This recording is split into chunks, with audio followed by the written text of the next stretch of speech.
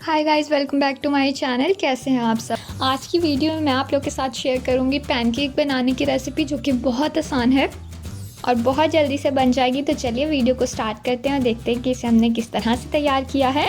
सबसे पहले मैंने यहाँ पर लिया है एक अंडा, इसको मैं बीट कर लूँगी। अच्छी तरह से अंडे को फेंट लेने के बाद मैंने यहाँ पर इसमें 1/4 कप चीनी शामिल की है और उसको भी इसके साथ में अच्छे से मिक्स कर लूँगी। साथ ही मैंने इसमें 1 से 2 चुटकी नमक का डाला है और अब हम इन तीनों चीज़ों को अच्छे से मिक्स करेंगे।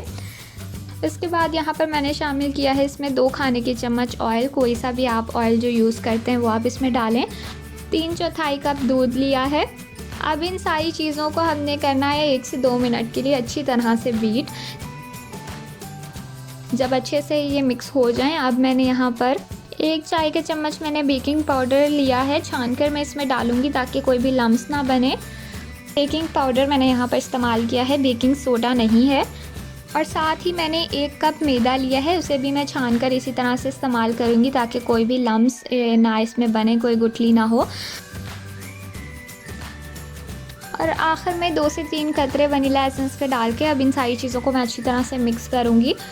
और इसे मैं करना है तकरीबन 3 से 4 मिनट तक बीट। और इस तरह से अब यहाँ पर आप देख लीजिए इसकी कंसिस्टेंसी कुछ इस तरह का बैटर बनकर ये बिल्कुल तैयार है, स्मूथ सा, ऐसे की ही हमें चाहिए। और यहाँ पर बैटर रेडी है, तो इसके लिए अब कोई इस तरह का आप चम्मच ले लीजिए जो इस तरह से गहरा सा हो। अब हम इसके पैनकेक्स बनाना स्टार्ट करते हैं, जिसके लिए मैंने एक पैन लिया है और इसको हम मीडियम फ्लेम पर गर्म कर लेंगे। एक दफ़ा हम पैन को अच्छी तरह से गर्म होने देंगे और जैसे ही पैन अच्छे से गर्म हो जाए उसके बाद हम फ्लेम जो है वो लो टू मीडियम कर देंगे और उसके बाद हम अपने पैनकेक्स बनाना स्टार्ट करेंगे। तो पैन यहाँ पर हमारा गर्म हो चुका है। अब मैंने यहाँ पर इस पर थोड़ा सा बटर लगाया है। इसके बाद बैटर लेकर इस तरह से इस पर डालकर हम थोड़ा सा इसको फैला देंगे और अभी हम इसे बिल्कुल हिलाने की कोशिश नहीं करेंगे। जैसे ही ऊपर बबल्स आना शुरू होंगी तब हम इसकी साइड चेंज करेंगे। और यहाँ पर आप देख लीजिए कि ऊपर वाली साइड्स पर हल्के हल्के बबल्स आने शुरू हो गए हैं, तो इसका मतलब है कि अब ये नीचे से पक चुका है। अब हम इसकी साइड चेंज करेंगे और यहाँ पर आप देख लीजिए हल्का सा गोल्डन ब्राउन कलर भी इस पर आ गया है।